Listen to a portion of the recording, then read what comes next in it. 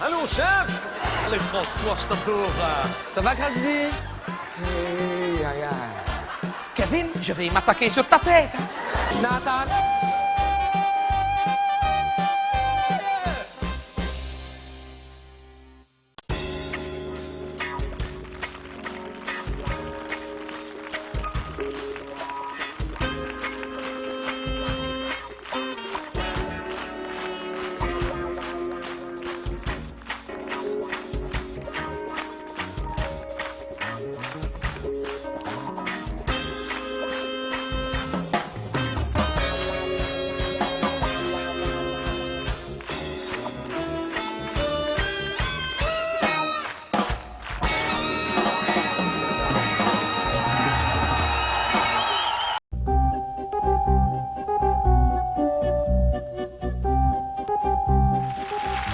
Oui, Fabienne, c'est un grand moment que nous vivons là.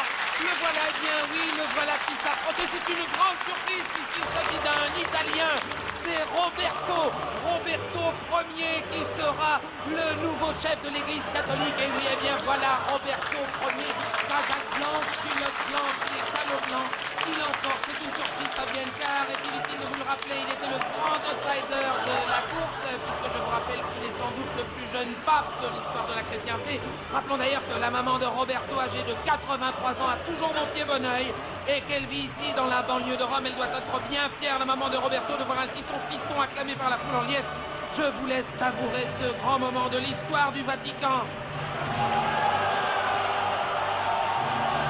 Voilà, le nouveau pape va maintenant se retirer seul dans le secret de son nouveau bureau, où, comme le veut la tradition, il va pouvoir prendre connaissance du document secret que seul le pape peut lire, puisqu'il s'agit de ce parchemin sacré, rédigé, paraît-il, de la main même de Saint-Pierre, et que seuls les papes se transmettent de génération en génération.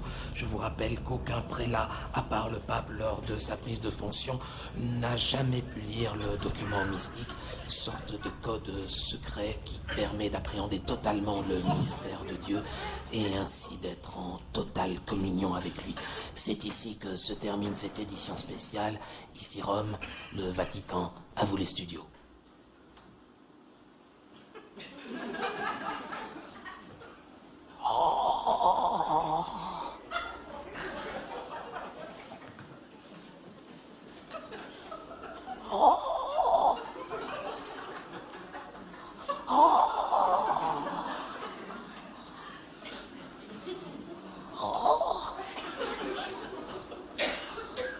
Tant de chemin parcouru, Seigneur. Oh. Je ne me suis jamais senti aussi proche de toi. Oh. J'ai attendu ce moment toute ma vie. Voici donc le parchemin secret.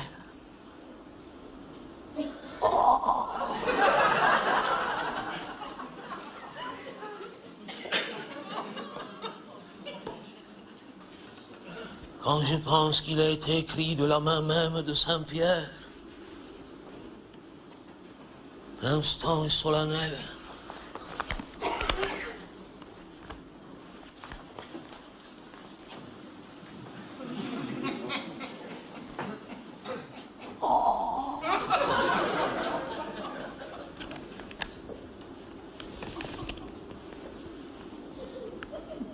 Message de Pierre à mes successeurs.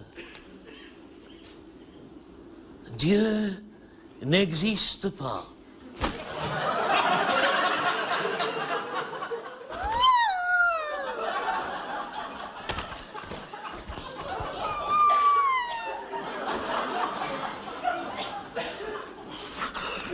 Dieu n'existe pas.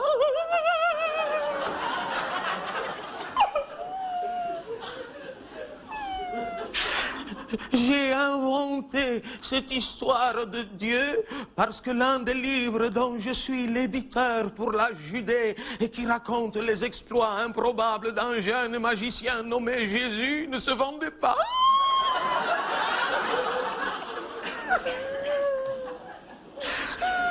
Je jusqu'à ce que j'eus l'idée de faire circuler la rumeur qu'il avait été dicté par la voix de Dieu soi-même à ces 4 co-auteurs. À dater de ce jour, nous en avons vendu des milliers, les gens sont naïfs. Pour preuve, si tu es en train de lire ces lignes, c'est que toi aussi as cru à cet énorme canular dont je ne suis pas peu fier.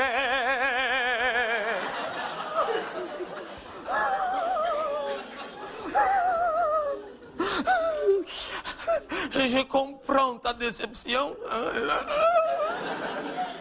Mais garde le secret et tu verras que toi et les tiens n'auront jamais faim ni froid. Une bonne histoire, ça se vendra toujours.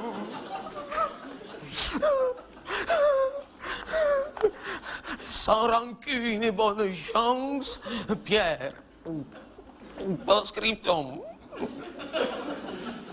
Ça se vend tellement bien que je prépare une version en hébreu et une en arabe.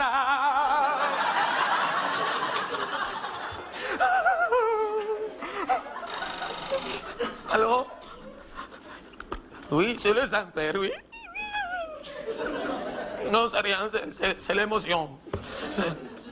Oui, le grand rabbin, oui, passez-le-moi, oui. Allô? Grand rabbin, oui, bonjour. Merci. Merci pour les félicitations des gens. Non, c'est rien, c'est l'émotion. Oh, grand rabbin, je vais vous poser une question qui va vous paraître un peu étrange. Quand vous avez pris vos fonctions à Jérusalem, est-ce que vous avez été mis au courant de l'existence de Dieu? Ne riez pas comme une chèvre. C'est terrible, qu'allons-nous devenir? Oui. Oui, d'accord. Non, mais... Non, on en parlera plus tard parce que là, j'ai un double appel. Je dois vous laisser. Merci, grand rabbin. Oui, bon courage. Merci, merci. Bon courage. Allô? Oh, maman. Maman. Oui, tu m'as vu à la télévision. Oui, je suis le pape. C'est moi le pape, ton fils. Maman. Maman, ne m'appelle pas Saint-Père, tu es mon sein maternel. Tu vas pas m'appeler Saint-Père. Maman, je vais te poser une question importante. Souviens-toi, quand j'étais petit, est-ce que c'est toi ou c'est papa qui m'avait inscrit au catéchisme? C'est toi? Je te dis pas merci, maman. Quand je pense que tu m'interdisais d'aller à la natation sous prétexte que c'était à la même heure que la messe. Résultat, j'ai 62 ans, je sais même pas nager. Et Yolanda, la belle Yolanda, la fille du pharmacien, elle a finalement épousé le chauffagiste. Non, je te laisse, maman, là, c'est trop dur, c'est l'émotion. Oui, ciao, maman, ciao, ciao, maman. 62 ans et toujours puceau. Tout ça parce que ces 4 pignoufs n'arrivaient pas à vendre leurs œuvres. Les Beatles, ils sont bien arrivés, eux. Oh, mon Dieu. Ah ben non, même plus, tiens.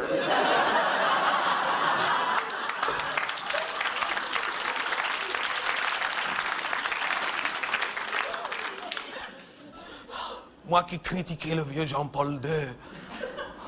Ah, comme je le regrette. Moi qui me moquais de Jean-Paul II en disant que s'il avait vraiment cru en Dieu, il ne se serait pas accroché aussi longtemps. Je comprends maintenant ce qu'il savait, le pauvre. Mais je ne mourrai pas idiot. Je ne serai pas ridicule à la face du monde. Je laisse la responsabilité à mon successeur de révéler le grand secret. Moi, je n'en ai pas le courage. Et puis, j'ai tant de choses à rattraper.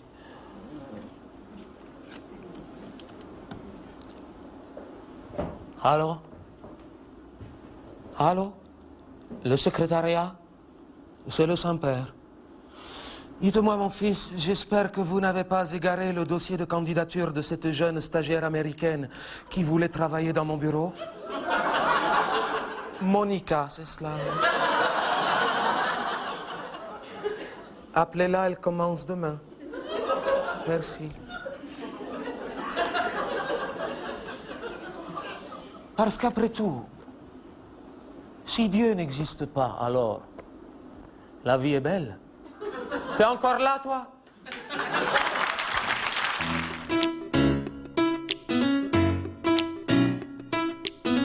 know, today, I just woke up and I said, no, instead of waiting on a good day, waiting around through ups and downs, waiting on something to happen, I just said,